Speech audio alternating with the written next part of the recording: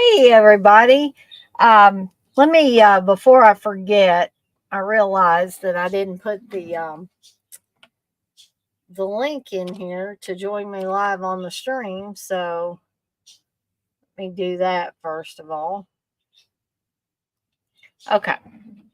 So I am feeling a little bit sleepy. So if I seem a little out of it at times, I really wanted to do this stream, so I didn't want to miss it or put it off until the following week or anything like that. But I've been sleeping pretty good. However, last night, for some odd reason, I didn't get a lot of sleep. I wound up staying up way too late.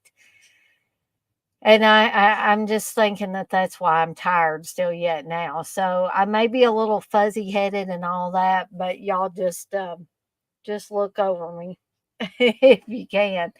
Um, so hey Unseen, hey Darren, hey Blissful, hey Super Batman Nerd. So I want to thank both Unseen and Darren for getting memberships to my channel. I am so grateful. Yeah, I heard about that, TJ. That is sad. I didn't, I guess nobody knew he had cancer. That's what Steve was telling me, that he passed away from cancer. Um, so yeah. Um, so this is going to be the third night of Camp Cronenberg, or the third week, whatever way you want to look at it. Um, I'm going to be talking about, and I actually did get to watch all the movies that I'm going to talk about. Um, and I believe the only two I had seen out of this bunch. Well, let me tell you which ones we're going to cover tonight. So we're only covering four a night. So one is, let's see. Well, let's just name them off. I don't really got them in any order. So we got Dead Ringers, Naked Lunch, M Butterfly, and Crash. So the only ones I really remembered ever watching was Dead Ringers and Crash. And it had been years since I watched Crash. So and it'd been a little bit since I watched Ringers. So it was good for me to go back and get to refresh myself on all those movies. Um, but yeah, that's what Steve was saying, that he kept it a secret. Um, but so that's the movies we're going to talk about tonight. Now next week will be another four. Existence, Spider, A History of Violence, and Eastern Promises will be the next week. And then we have one more group of four, and then the last part of this Camp Cronenberg, I'm going to be covering is short films. So still got a few of these to go, and I'm hoping that you guys have been enjoying these. I've been enjoying, going back and watching the movies and being like, oh yeah, for the ones I had seen, it's like I forgot about that or whatever.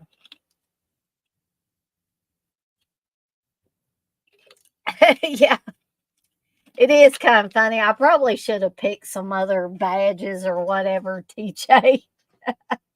But it was late last night when I was putting all this stuff together, and so I wasn't thinking too much about it. But TJ says, funny seeing Dana's face show up in the chat.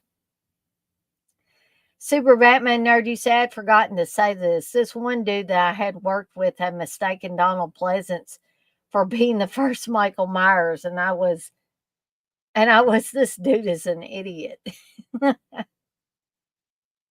Unseen, you say you like them? Well, thank you. I appreciate that. TJ, you say people can't keep movie plots secret for a week, but you can hide something like cancer. Anyway, on to less depressing subjects. Yeah, we don't want to get too depressed, but I knew somebody would probably bring up Paul Rubens, aka Pee Wee Herman. Um, it was bound to come up. I probably would have brought it up eventually if nobody else had. But I'm gonna sneeze. Oh man. Oh, the sneezing is just getting on my last nerve. Okay. Hey, Dirk. Uh, I saw I saw Pizzow is gonna do. This doesn't really have anything to do with my stream, but I saw Pizzow was gonna do a stream. Well, he says at 8 p.m., which maybe he hasn't gotten started yet. But he has something about Disney cancels physical media. Uh, I don't know what the streamers are scared thing is, but um, I'm not necessarily wanting people to go to leave mine and go over to Pizzazz. But if anybody is like dual streaming or something like that, and you find out what he is actually talking about, you can just let me know. But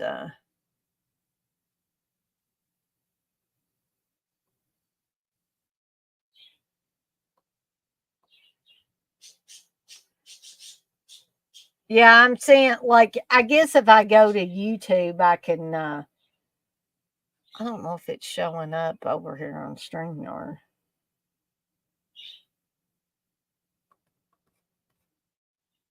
I wonder if there's a little delay here. Hold on a sec.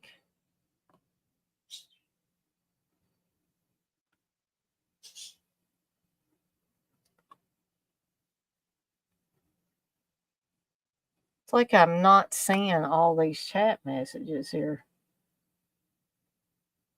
There we go.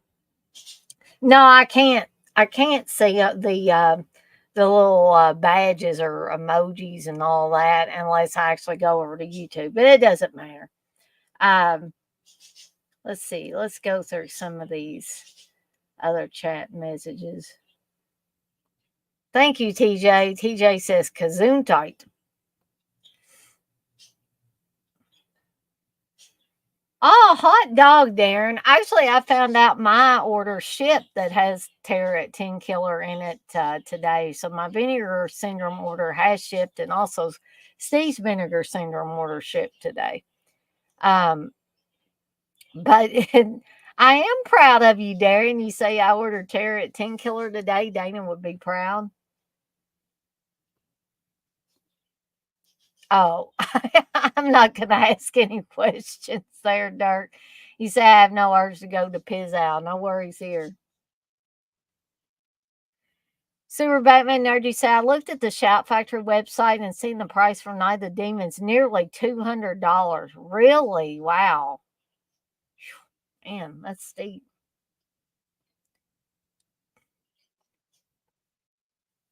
Whistle, you say, I think my kitchen is cursed. I just got doused by the hose thingy. Oh my goodness. Sounds like something that would happen to me. Darren, you say I get mine Wednesday or Thursday. Okay. So I want to go over the upcoming watch alongs. Yeah, I know. I do this every time, but I do it mainly for the benefit of people that maybe don't get to be here for every live stream, or don't get to watch a lot of the stuff on the replay and all that. Dirk says, "Good God, Darren, you're a glutton for punishment, huh?"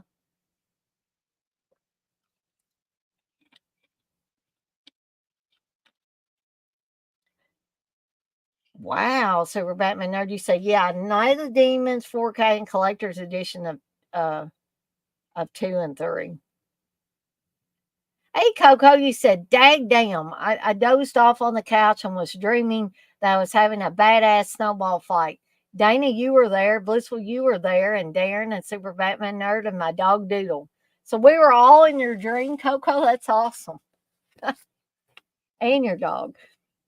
So this weekend will be the first weekend in August. So August 5th will be the my first ever start to a two-part watch along, and that's going to be for Stephen King's Salem's Lot, directed by the late great Toby Hooper. Part one will be Saturday, August 5th, followed with part two of Salem's Lot on Sunday, August 6th.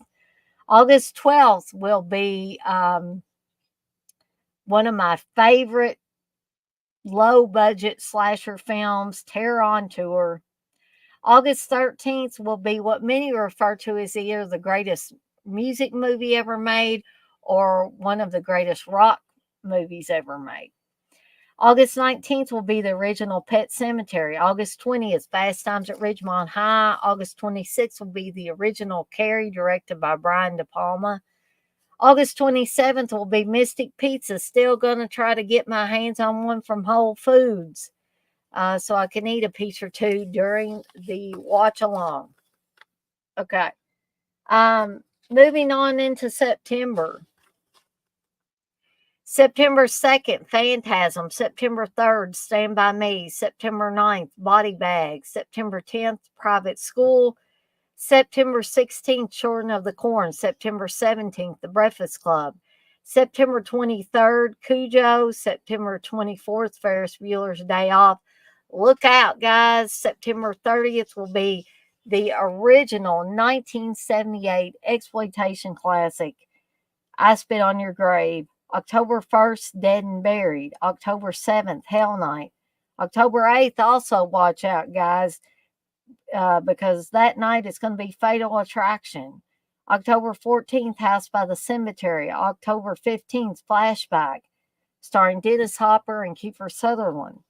October 21st, Dressed to Kill. October 22nd, Howard the Duck. October 28th will be the 1978 John Carpenter directed classic Halloween. October 29th will be Halloween H2O. November 4th, Rocky Horror Picture Show. November 5th, Forrest Gump. November 11th will be the original Maniac starring Joe Spinell. November 12th, Blues Brothers. November 18th, Home Sweet Home. November 19th, Home for the Holidays. November 25th, Misery. November 26th will be the Beatles themed I Want to Hold Your Hand.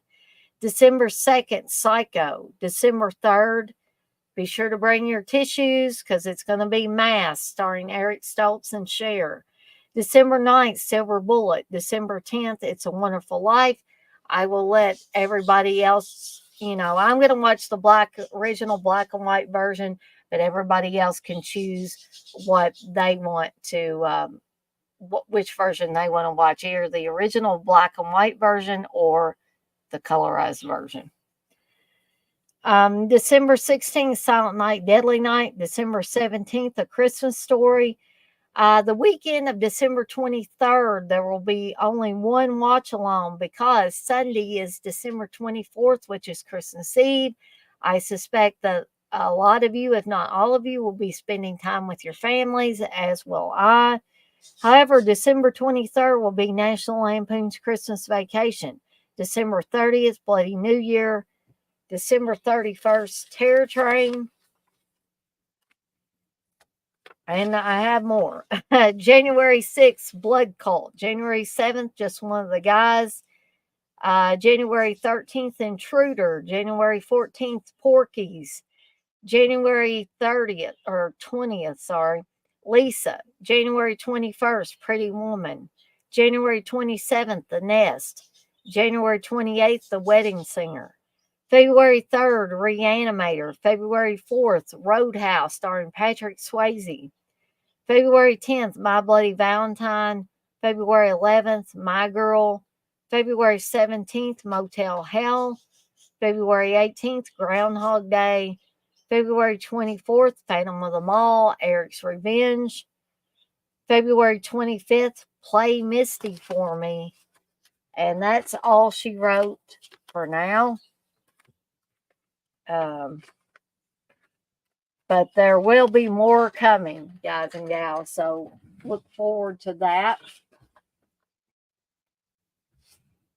So maybe keep this out here because I don't. I actually do have a physical copy of Dead Ringers.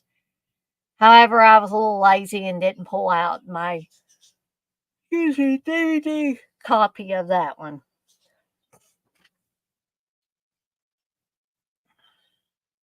Let's see.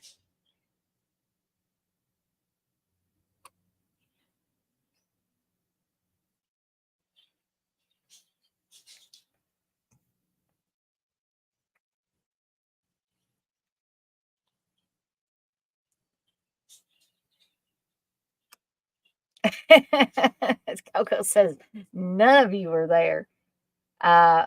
Blissful, you say, Coco, it's going to be 47 tonight. It could happen. Wow. Uh, Coco says I was pulling a Wizard of Oz. Um, Darren, you say I caved in dark. My UK supplier got it in. I got Night Screams, Delirium, and 5 Women for the Killer. Super Batman Nerd says, wow, that's the first time a woman dreamt of me, LOL.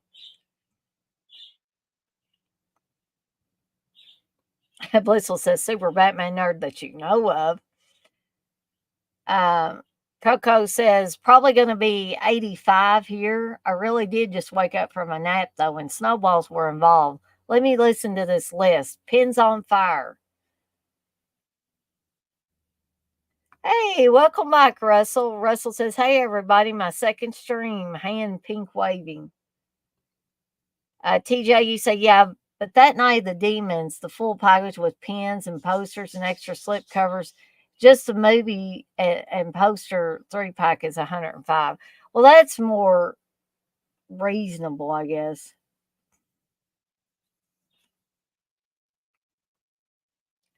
Dirk, you say, I got some movies in from Gizmo. Yeah, I want to know what he got, too. Super Batman Nerd, you say, at TJ, I'm a mark for Night of the Demons. I'll get it no matter what the price.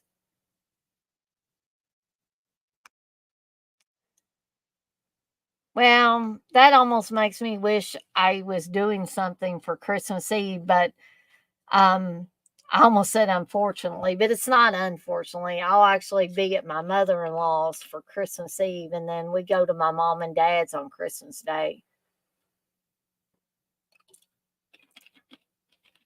But maybe while I'm at my mother in law's, perhaps I can do a real quick, stream on my phone, get on StreamYard on my phone, and hang out with some of you guys and gals for a little bit.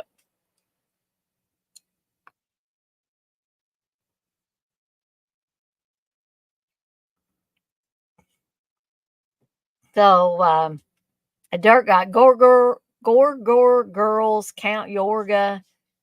Um,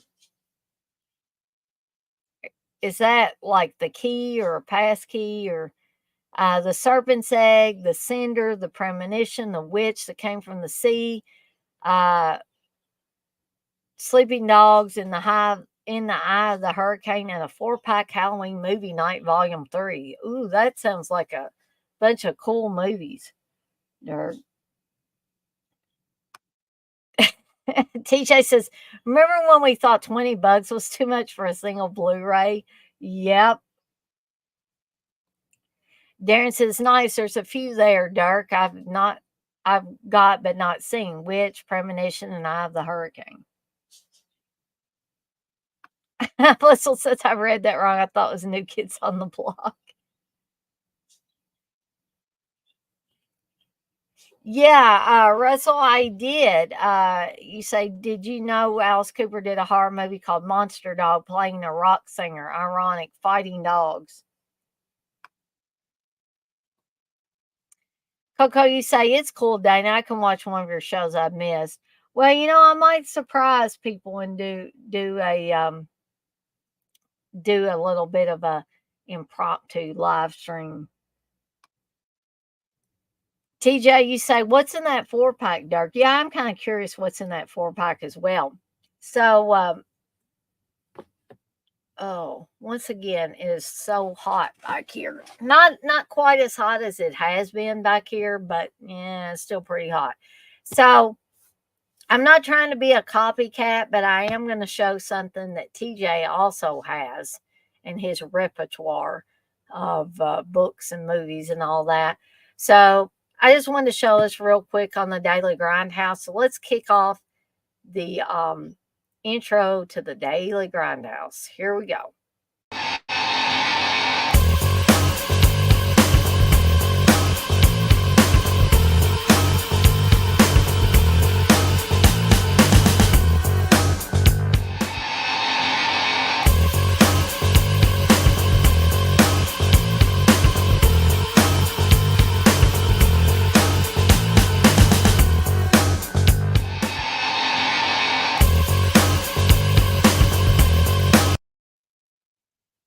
All righty.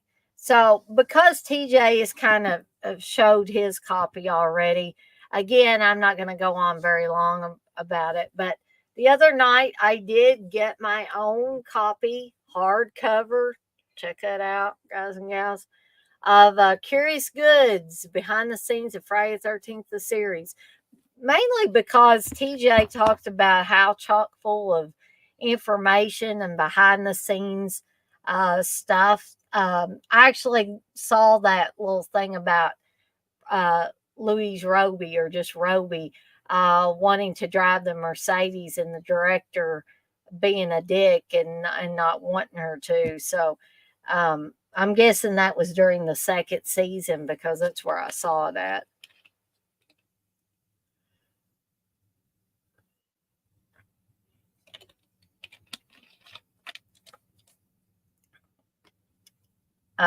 Coco, you say, I have a Gore Girls disc that I got a long time ago. Some of the movies are in pretty rough shape. Stanley is on it. Ah, the Snake movie.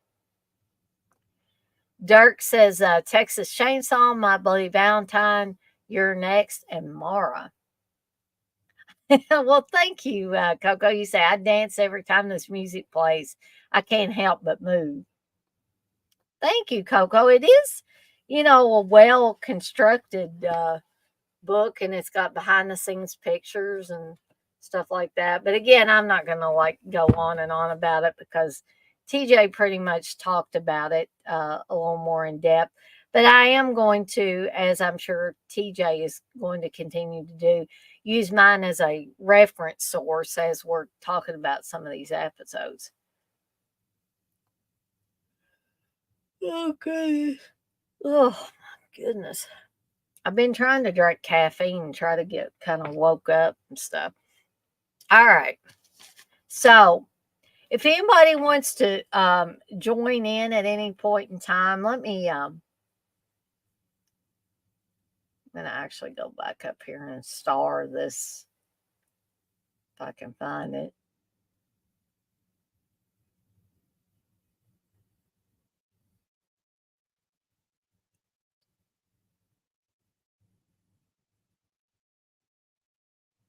There we go. I'm going to star this link in case anybody wants to come on the stream live with me and talk about these 4 David Cronenberg movies that we're going to talk about tonight. Now, with the exception probably of Dead Ringers, I'm just going to preface this by saying that now we're moving into, and this may sound like blasphemy, but I think we're moving into the territory where some of Cronenberg's movies lost their luster for me. I think I'm a gal that likes his early stuff a lot more than this later stuff. I'm not saying it's horrible. I'm just saying I didn't find myself as engrossed in these 4 films as I did some of the earlier ones that I was talking about.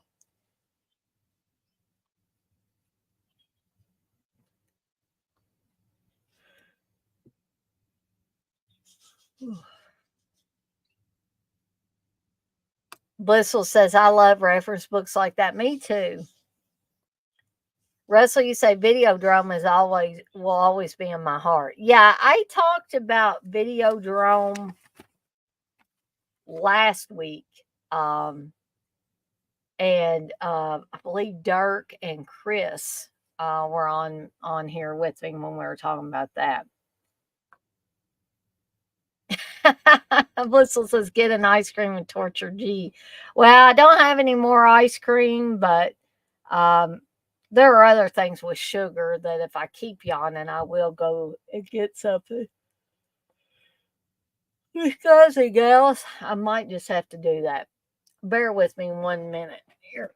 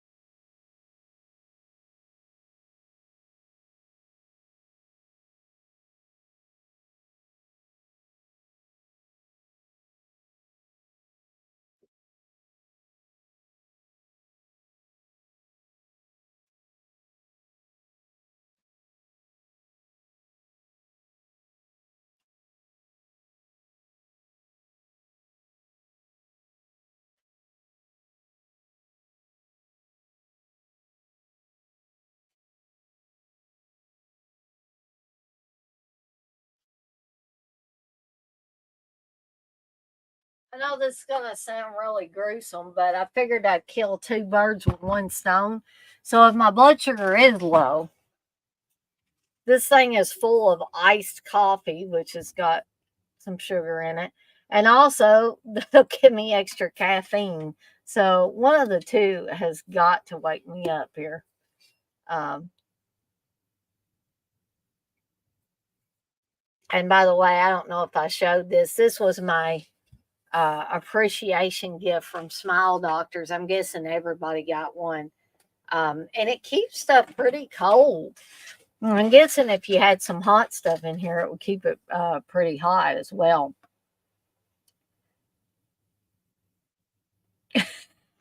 Unseen says, keep it up, B. Coco, you say, I've had chicken marinating since 2 a.m. It's time to get in the kitchen. I'm listening though. Oh, that's cool. Oh, 2 p.m. I was like, man, Coco, you were up at 2 a.m. Bless your heart. So it was 2 p.m.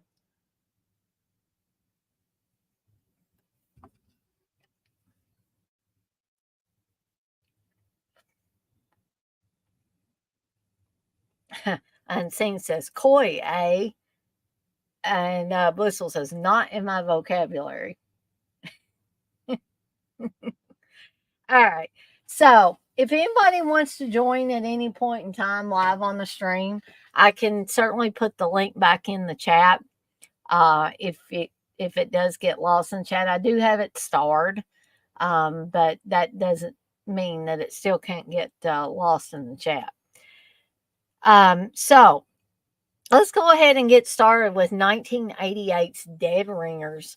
And like I said, I got to either refresh myself on the movies that I had seen, but it had been a while since I've seen them, or I got to watch these fresh. There were a couple that I had seen, but it had been a while, and then a couple that I had never seen. Okay. And like I said, I think this might be a little controversial because At least two of these I'm going to talk about tonight, I honestly didn't much care for, and I'm a huge Cronenberg fan. But Dead Ringers, I do like. This is the story of identical twin gynecologists, Elliot and Beverly. And we find out, you might be thinking, especially if you haven't seen this movie, why in the world is a guy named Beverly? Well, Beverly says at one point, he gets upset because his girlfriend, I guess she's maybe trying to tease him, but it goes a little bit too far. Um, because she's kind of insinuating that maybe he's gay because he has a woman's name, and he's like, it's spelled different. And so he finally tells her, my mother wanted girls, okay? And so hence him getting named Beverly.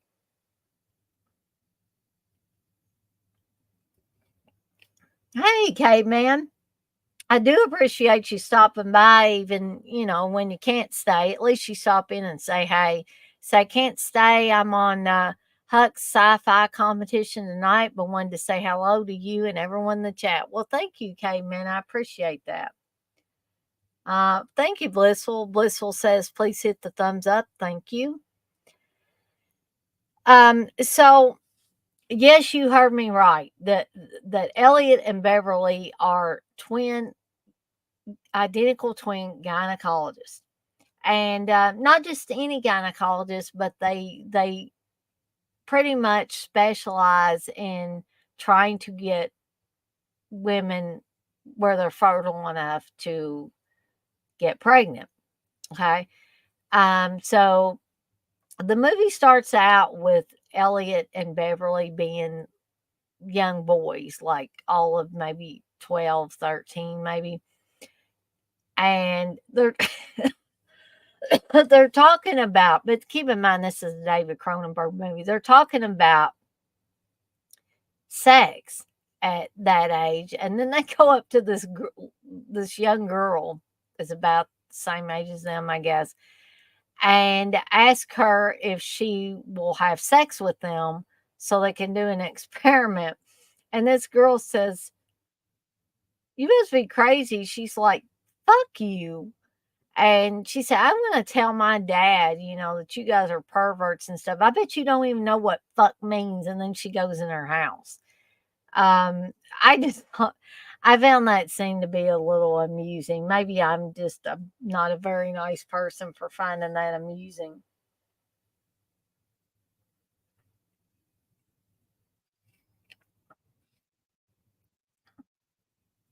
Coco, you say, I like when a man has a woman's name. I hung out with a dude named Holly for years. Yeah, I think it's, kind of interesting. Yeah. Yeah, they don't have to be gay. There wouldn't be anything wrong if they were gay, but just because a guy has a more feminine sounding name doesn't mean they're gay necessarily.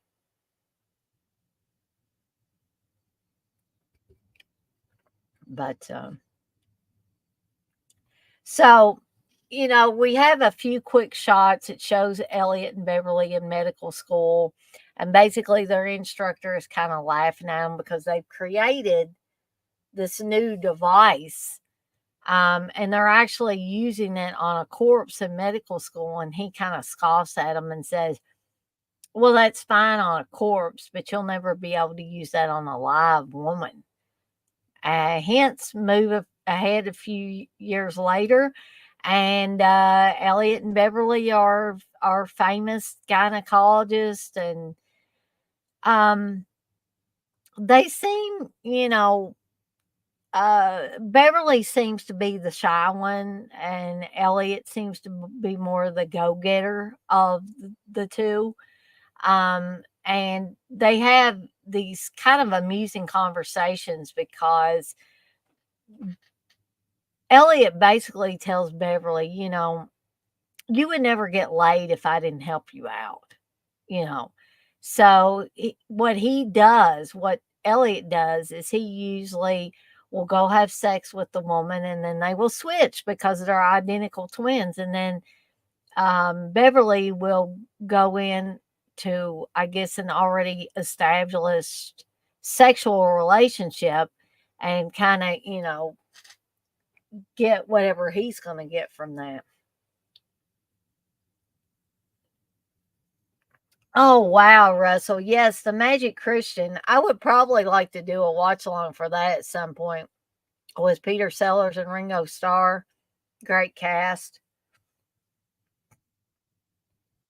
Yeah, exactly. Ashley Williams. That's a perfect one. Super Batman nerd. Um, so things kind of start out semi normal, but somewhere about midway through the film, things go really awry, and there's drug addiction and all kinds of nefarious things going on. And it really appears that first, Beverly is getting into the drugs. And when he started out, he was clean as a whistle, but his girlfriend kind of got him on drugs. And then she's an actress, so she has to go away for a little bit and film this film. Well, Beverly calls her hotel room and a man picks up, but he's gay, but I guess Beverly doesn't know this and thinks that his girlfriend is having an affair on him, and he just completely falls apart. And so then, in almost the same way that Beverly fell apart, Elliot ends up falling apart. So there's a lot of, you know, bizarre scenes, bizarre sexual things going on in this movie. But Jeremy Irons is fantastic in this movie, in my opinion. He really pulls off this dual role of playing both of the brothers.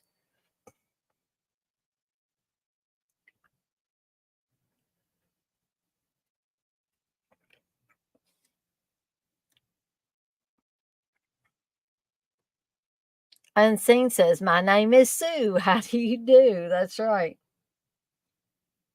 Yeah, Dirk, I think I watched one, maybe two episodes, but it just didn't gel with me. That new Dead Ringer show with Rachel Weisz.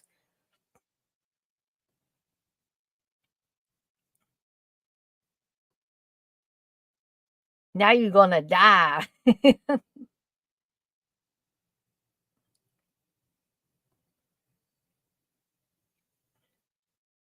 Okay, so I don't know. I did these movies too are a little bit on the longer side, so I don't want to go on about them, too awfully long each one. But I would have to say that out of the four Dead Ringers, I really enjoyed going back and watching it and trying to figure out exactly what in the hell was going on in this movie because it's one that you really got to pay attention to. You can't be doing other things when you watch Dead Ringers. So if you're looking for the best of the four, in my opinion, that would have to go to Dead Ringers. Okay. So the second one I wanted to talk about was 1991's Naked Lunch. Honestly, I knew this was a Cronenberg film based on a William Burroughs book. And I've never read William Burroughs' book, so I don't know how much Cronenberg embellished on as far as the book. I'm assuming the book was from the 50s, but I could be wrong. Um, so you have Peter Weller um, play. I mean, he starts out playing an exterminator, and he runs out of his bug killer, right in the middle of a job. And you see these cockroaches kind of peeking up and like almost like they're laughing at him.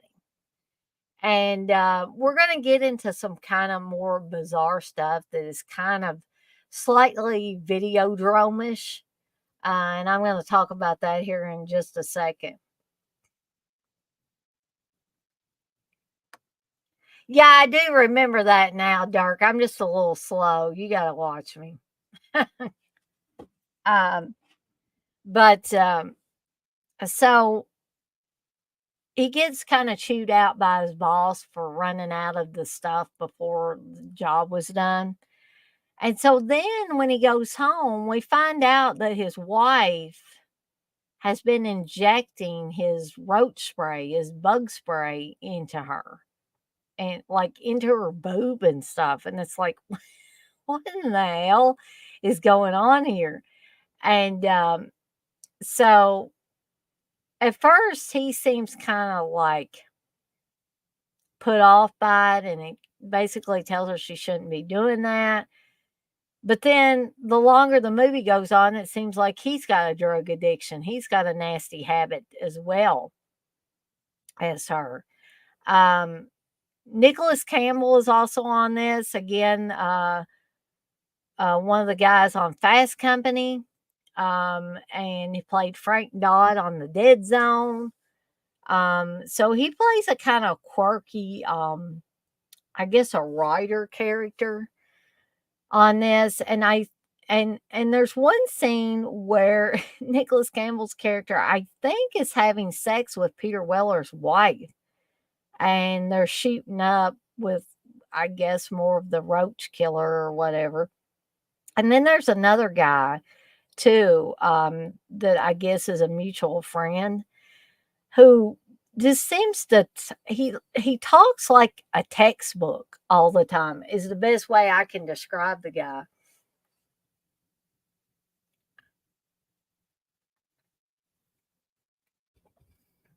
That's a good question, Darren. Why didn't Cronenberg do Masters of Horror? I think he could have done an amazing job.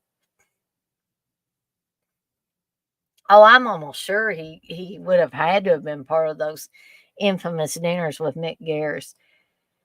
So as the movie moves along, he kind of I'm guessing Peter Weller's character had a shady past. And so the cops bring him in and want to know, what's his deal? What's this stuff he's got in this container and all that stuff? And he said, he basically tells them, I'm an exterminator. I kill bugs. And they're like, they show this powdery stuff and they said, so you mean to tell me that this stuff's going to kill bugs? And he's like, yeah. Um, so they bring a box into the room, the cops do it. And they said, well, we got a bug. Let's see if this stuff you got will kill this bug. And they open the box and a big old gigantic beetle looking thing comes out of there. So you have, and it talks to him, but it talks to him out of something that I'm not trying to be gross or vulgar or anything like that, but literally the mouth on the back of this giant bug looks like a vagina, and it's talking to him and telling him that he needs to do something. And it also says, can you spread some of that bug spray or bug poison on my lips? And as he does it, it's just like orgasmic for this bug. Um, and then he ends up killing the bug. And so when he goes home again, his wife asks him the same thing that the bug did. Will you rub some of this stuff on my lips? And then I guess they end up having sex. And there's, not as much sex as Crash does, which I'm going to talk about here in a little bit. But there's a fair amount of it. But I just couldn't make heads or tails of this movie. There were also creatures that looked like aliens that were at the bar or whatever, and he was talking to one of them. Then later you see people like sucking on the tentacles on this thing, and and it's got this nasty milky white substance coming out of it. And I'm not trying to be dirty. I mean, it literally looked like milk that you would drink. And he's supposed to, he keeps getting told, and Roy Scheider, believe it or not, is this Dr. Benning or something like that, who gives him some kind of centipede stuff that's supposed to help him, but maybe it causes him to hallucinate or something, because then he decides he wants to start writing, and he has to get a typewriter, and this old guy gives him a typewriter, and he ends up having sex with the old guy's wife, who's obviously younger than the older guy. And one time when they're having sex and kissing around on each other, we see the typewriter start undulating. And this is where it gets kind of into Videodrome territory, because it's a typewriter that types in Arabic, and she's typing on it, and the keys are going like this. It's almost like a acid trip or something. And then it's like a mouth opens up in it, and as she's having sex with Pierre Weller, she's sticking her hand in this little mouth hole or whatever in the typewriter. So a lot of weird, bizarre stuff, which it's definitely Cronenbergish. However, I think while David Cronenberg did an excellent job with Stephen King's work with the Dead Zone, I and again, I don't know how much of this stuff was Cronenberg, how much of it was Burroughs. Maybe some of you guys and gals that have read William Burroughs's book will know more about it, and could share that with me.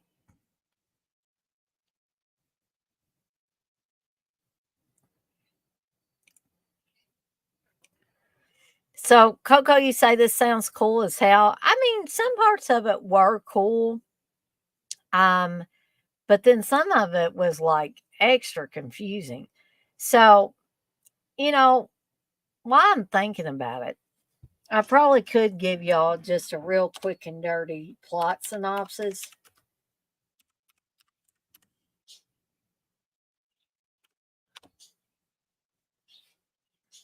Okay.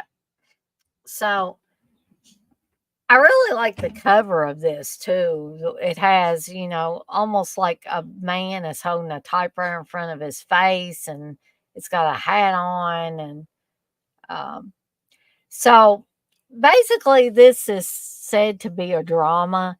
I've seen other sites, this is IMDb, by the way. I've seen other sites that list it as like a comedy drama or just a comedy in some cases. But somehow I don't really see it as a comedy. So, quick and dirty plot synopsis. After developing an addiction to the substance he uses to kill bugs, an exterminator accidentally kills his wife and becomes involved in a secret government plot being orchestrated by giant bugs in a port town in North Africa. And that's basically your story.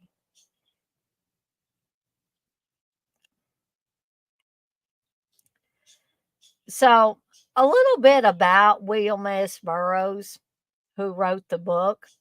He was born in 1914 and died in 1997.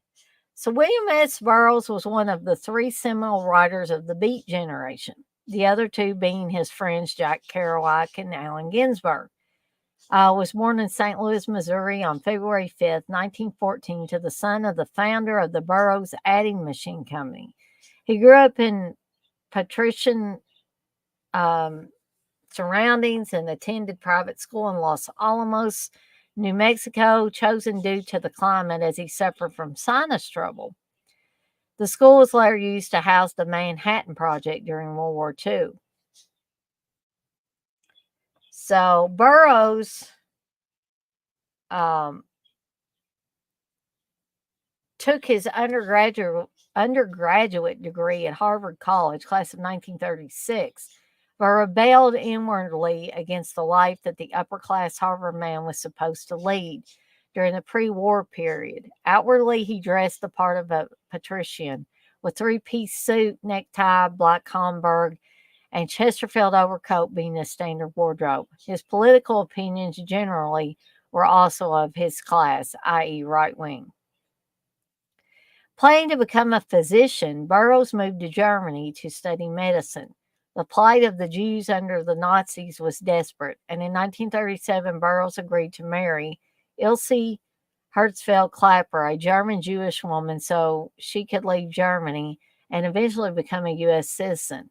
The two remained friends for many years after they moved back to the U.S., meeting often for lunch when Burroughs eventually settled in New York City in the early 1940s. They never lived together, and Burroughs formally divorced her, her in 1946 so he could marry his second wife, Joan.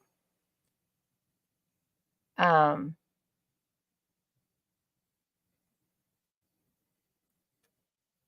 so he was also a homosexual in an extremely homophobic age back in the U.S. He drifted from job to job while continuing his education as an autodidact.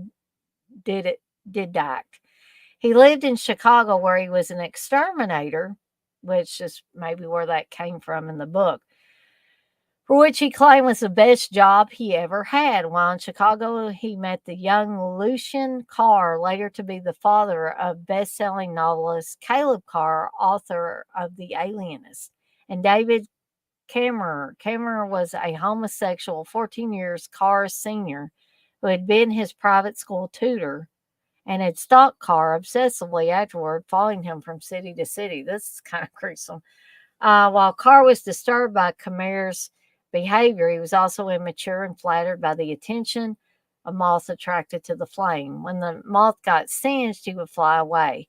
Carr dropped out of the University of Chicago to attend Columbia in New York in order to escape Kammerer, and when Kammerer inevitably followed, Burroughs tagged along. So,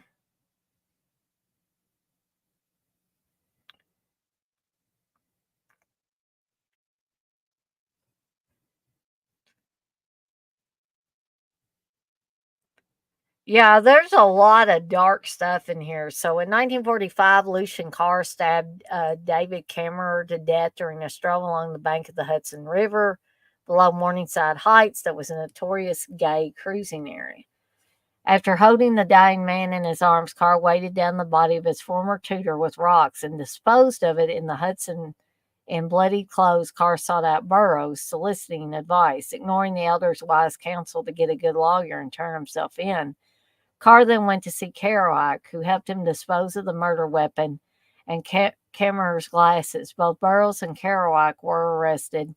Burroughs as a material witness, Kerouac as an accessory after the fact, but eventually both were released without being prosecuted. Carr pleaded guilty to manslaughter and was sent off to the Elmira Reformatory, where he was incarcerated for 2 years.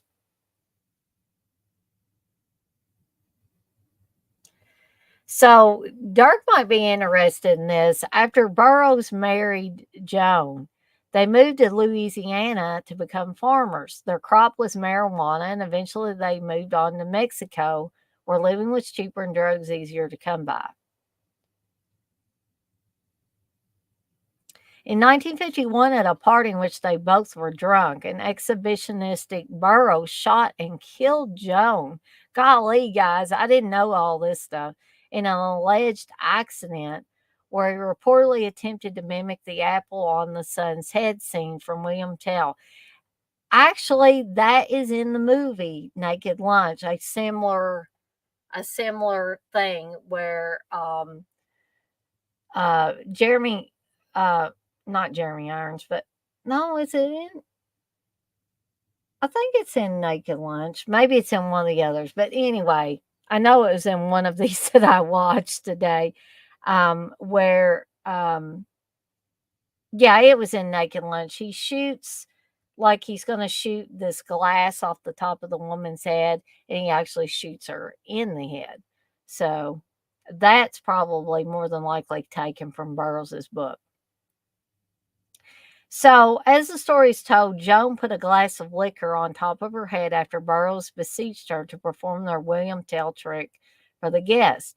There had never been a William Tell trick, Burroughs later ruefully admitted, and Joan wound up with a 32 ACP slug in her head. Accounts of the death, which the Mexican police ruled a misadventure caused by a mistaken judgment, have never been entirely satisfactory. Like Lucian Carr before him, Burroughs may have consciously or subconsciously rid himself of a lover whom he no longer had any use for or was piqued at.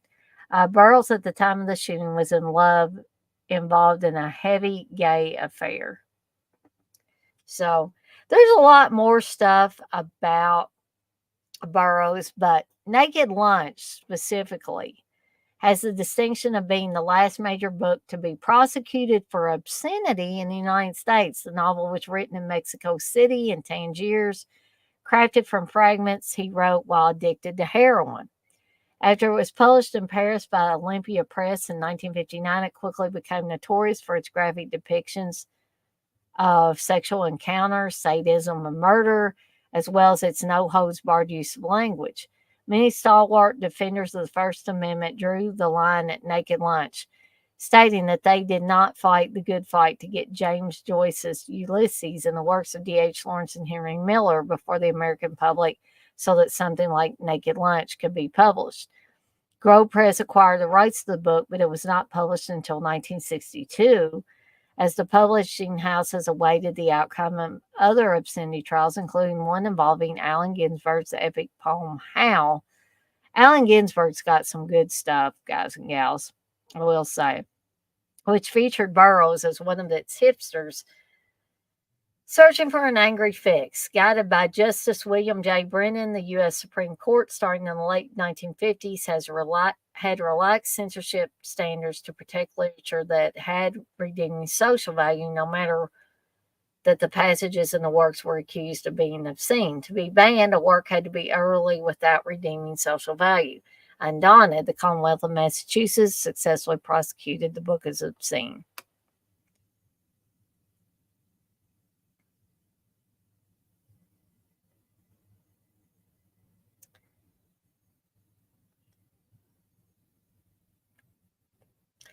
So,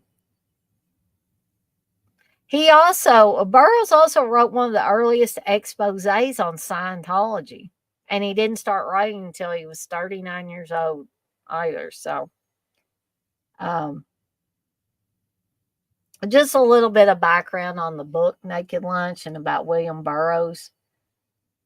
Coco, you say, I seriously hate chemicals and was just thinking about unleashing a natural predator to whatever insect issue a person is having and let them go at it. Super Batman Nerd, you say, hopefully they didn't do it like Richard Pryor and Pam Grier. Coco, you say, like Battle of the Bugs, Nature Unleashed. Yeah, that's kind of what I was thinking, Dirk. You say Naked Lunch is not for everyone and takes multiple watches.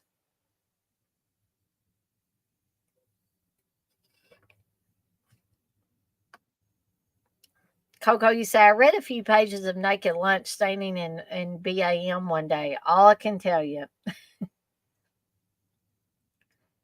Dirk, you say, probably won't ever fully understand this movie, and that's okay. Yeah, I mean, it had interesting things. It certainly wasn't boring.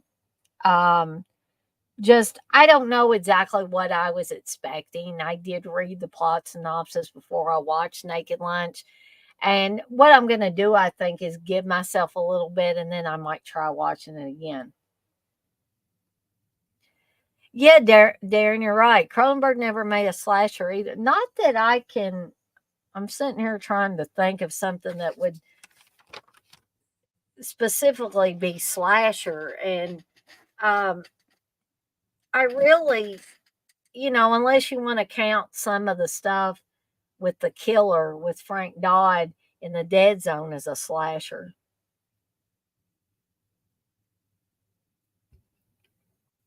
But that would have Definitely, in my eyes, been interesting if he had just made a straight ahead slasher. That's right, TJ. You say, ironically, he played a slasher killer in Nightbreed. Me too, Buzz will say, love the Beat Generation. So many books. Coco, you say, well, my boyfriend's in a band. He plays guitar while I sing Lou Reed. I got feathers in my hair. I get down to beat poetry. Lana Del Rey said that. It was they or she was really drunk. Oh, I was just telling people a little background on William S. Burroughs and the book Naked Lunch, for which David Cronenberg's movie of the same name was based on.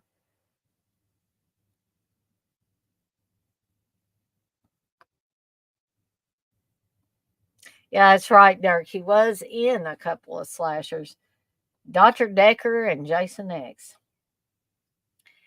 Okay, so moving right along to the next one. Okay, this is one that I this seems so unlike a Cronenberg movie in any way, shape, or form that I'm not saying I was turned off by it, but I really don't see myself going back and rewatching this one. And that's M Butterfly from 1993.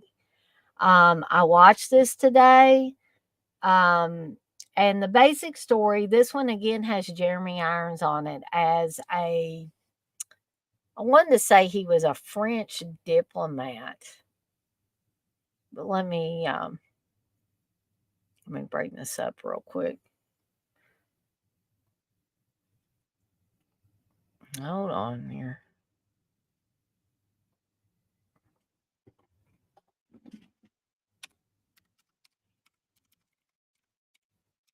And I'd be kind of curious what Dirk thinks about this one, or anybody else has actually seen this one. So, in 1960s China, French diplomat René Gallimard falls in love with an opera singer, Song Lilling, but Song is not at all who Gallimard thinks he is or thinks she is. And I gave it away pretty much, didn't I? Because Song Lilling turns out to be a man, and this is after uh, Renee has had a very passionate love affair. But there is also stuff with like espionage and spying and all of that. And so it was my understanding that Song um was, spying and doing all these things, and I think was essentially using Renee in, trying to um, unearth some stuff that maybe Renee didn't want them unearthing. Okay. Because Renee has a wife, and but he's a little, I guess you could call a man promiscuous, because he has an affair with an older lady. Essentially, has an affair with the opera singer Song Lilling. Um, and it's really, all in all, it's a heartbreaking story, because things just go from bad to worse throughout the entire movie. And John Lone, I guess, is the guy's name. He's the one that plays Song Lilling in the movie. And it does have a very tragic end, in the same way that the Madame Butterfly opera has a very sad ending with the main character killing themselves. Um, so this did get a pretty high rating on IMDb. It got a 6.7. Um,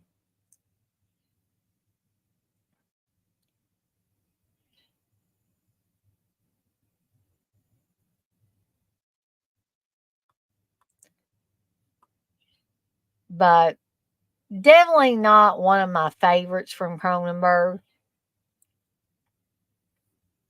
So this is also supposed to take place during the Cultural Revolution in China in the mid 1960s. And as I said before, the French diplomat, played by Jeremy Irons, falls in love with a singer in the Beijing opera. Interwoven with allusions to the Puccini opera, Madame Butterfly, a story of love and betrayal unfolds. So, a little bit of trivia about this. David Cronenberg loved the Madame Butterfly play so much that when he heard a movie was being made about it, he volunteered immediately to direct it. So, I didn't even know that. Um, let's see.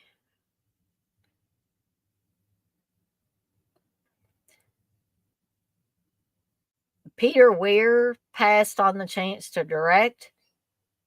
The role of Song was originally played on stage by B.D. Wong, who started going by his initials in that role to hide his gender. Earlier in 1993, Wong appeared in Jurassic Park with Jeff Goldblum, who had appeared in Cronenberg's earlier film, The Fly.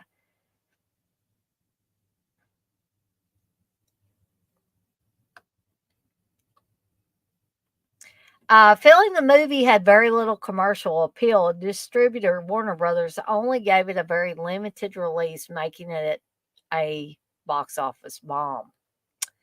So this again was not a movie I had even heard of really associated with Cronenberg at all. Um,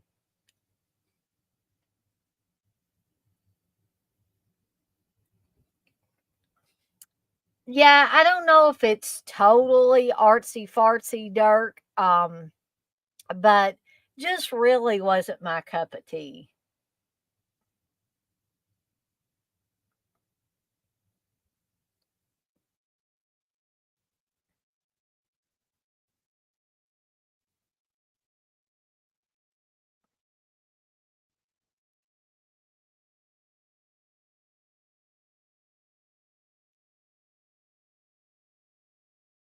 Darren says, I'm trying to forget Jason X Dirk. TJ, you say, yeah, but he's a schmuck in Friday 10. Dirk says, yeah, he just wanted to be killed by Jason. Check mark off his bucket list, I guess. Um, Coco, you say, I was thinking that Burroughs was drunk or his girlfriend was when he tried to shoot that glass off her noggin. Wes, you say, Jeremy Irons starring as a French diplomat is enough for me to never watch it ever. But Jeremy Irons is a good actor. I mean, he was awesome in Dead Ringers. However, this, I get it. Cronenberg was a huge fan of Madame Butterfly, the opera. Um, and Madame Butterfly is featured in a scene in Fatal Attraction, which I'm going to be soon doing a watch along for, in which Alex invites Dan to go see Madame Butterfly with her. And he politely declines because he's trying, at that point in time to break it off with Alex and go back to his life with his wife and his daughter. And so then the next scene we see is a very psychotic scene played very well by Glenn Close there. I mean, I'm not trying to be offensive towards her or anything. It's just that she plays that scene great, where she's just sitting there turning the lamp on and off, while Madame Butterfly opera plays, and you see the tickets laying there. So she didn't even go. Um, so, um, Dirk, you say you haven't seen M Butterfly. Well, in my opinion, Dirk, you could probably go without seeing it. Darren says Jeremy Irons and I'm out. Coco, you say Jeremy Irons was in a movie called Damage in the early 90s, and I remember really liking it. I haven't seen it since around that time. Coco, you say, I never saw him in the Lolita flick, but reckon I need to get on that. So, Blissful, you liked him, Butterfly? Well, perhaps I need to give it some time and then try to go back and watch it. Ah, TJ says, oh, exciting news. Christine Forrest, aka Romero, is going to be at Scarefest weekend in October. Well, she said, there's usually a reason you've never heard of it. LOL. Yeah. That's what you say. Coco, I like that movie as well.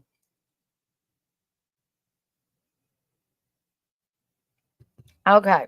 So the last movie I want to talk about, it was very interesting to go back and rewatch this one again, and that's Crash from 1996. I had forgotten that both James Spader and Holly Hunter were in this movie. I did remember that Rosanna Arquette was in it. Um, However, for some odd reason, and James Spader and Holly Hunter were like two of the leads in this movie, pretty much. So, in a nutshell, this is a story of people who get turned on by car crashes. They get turned on by people that have been injured in car crashes and have leg braces and different things on. There are several scenes where people will be pleasuring each other as they watch scenes of car wrecks. Um, Now, again, this kind of plays on the body horror type of thing. So David Cronenberg was kind of going back to that because there's people with scars, there's people with very significant damage on their bodies from car crashes. Um, and what what was just like totally bizarre was the whole sexual thing. But there are people that do get turned on by very bizarre things. Thankfully, I am not one of those people. Um, so we have James Spader, who is a television director, I believe.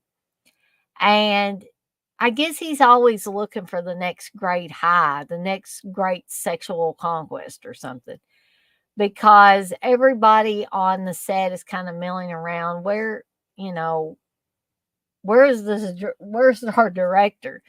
And where the director is he's behind closed doors having sex with the camera girl. Okay. And then he goes home and his wife and he talk about their sexual exploits. She talks about hers, he talks about his, and then they have sex with each other. So there's a lot of sex in this movie. Um,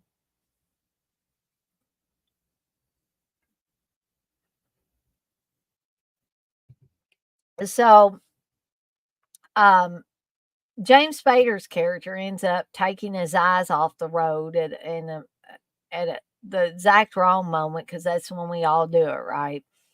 And he ends up getting into a bad car wreck, and then he gets the other car he was involved in the wreck with. I'm guessing the passenger was a doctor played by Holly Hunter, and her husband gets killed in the wreck.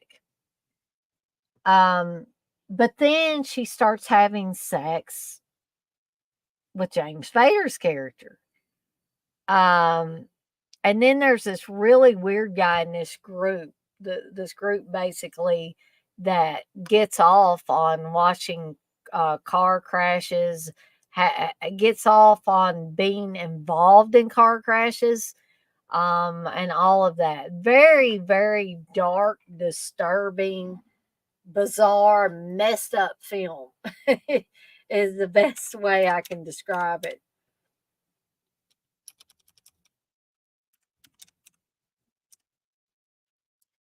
So,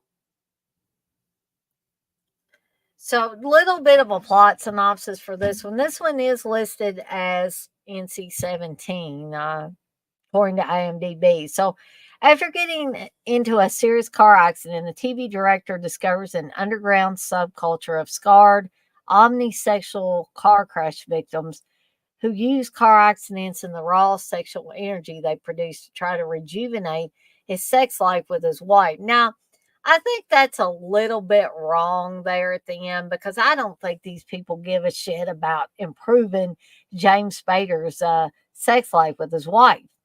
I think they're just wanting to get off on watching the most horrific stuff that they can, or looking at people in leg braces and all of that stuff. TJ, you say sounds like a prequel to Death Proof. But it, with all that being said, I still liked going back and watching the movie. And I could see myself going back and rewatching it again if I wait a few years. It's not like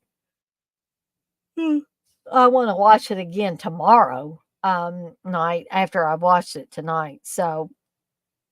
Um, So I haven't been on here too awfully long, but I love having people on here, but you can't always have people on here. But when I don't have another person on here, I tend to go through the movies pretty quickly because there's only so much I can say about each one of them. So, not really any stinkers per se in this. Just M Butterfly for me was just extremely weak. Um, in my opinion. Crash was decent. I like some parts of Naked Lunch, and Dead Ringers was just all out awesome. But so I'm probably going to have to get off of here in a few more minutes because that tiredness and the fuzzy headedness and stuff is really not going away. And I'm feeling kind of dizzy, and it's probably a lot of it's related to sinus trouble. But I'm probably just going to have to go get a few things done and then just lay down for the night and get some rest. Um, but I do want to remind everybody that tomorrow night I will be talking about non horror Stephen King adaptations. So, again, stuff like Stand By Me, The Green Mile, Shawshank Redemption, stuff like that.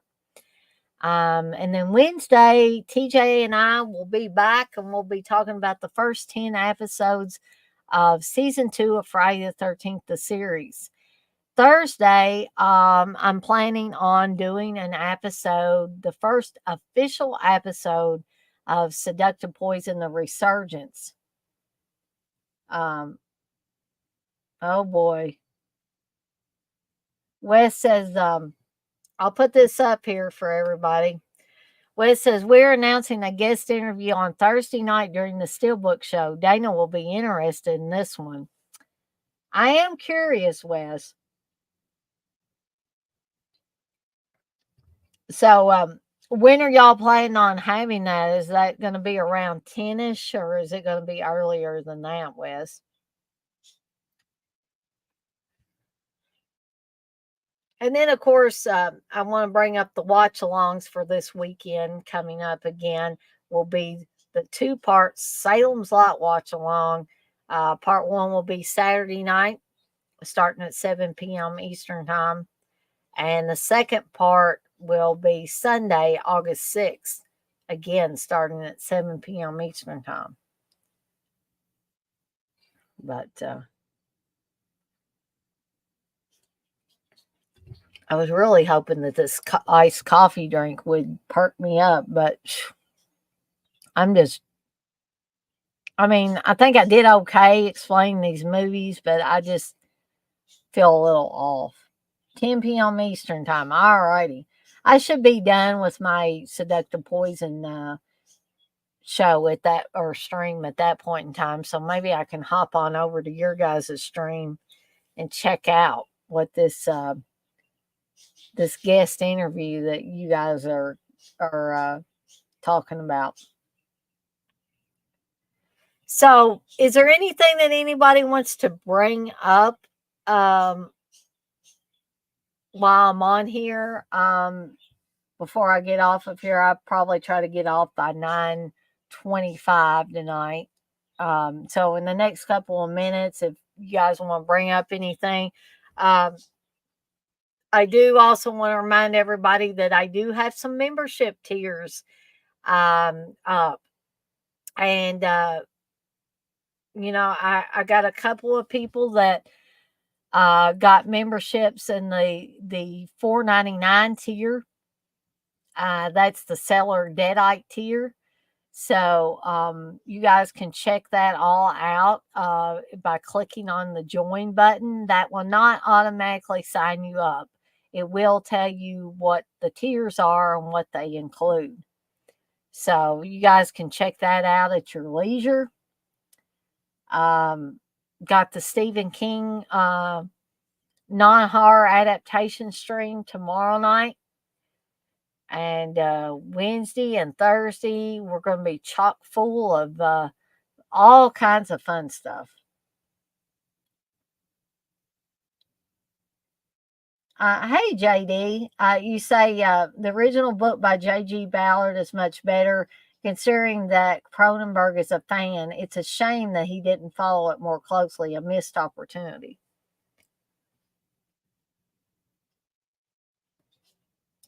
So, with all that being said, guys and gals, it is now 9:25 p.m. Gonna do a few things and get things all set up for tomorrow and all that stuff, and set my alarm on my phone for work and everything.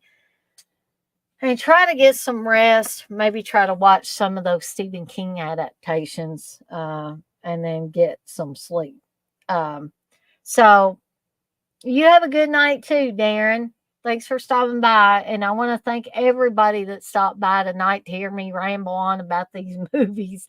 Um, we will have another Camp Cronenberg next week, next Monday, starting at 8 p.m. Eastern Time.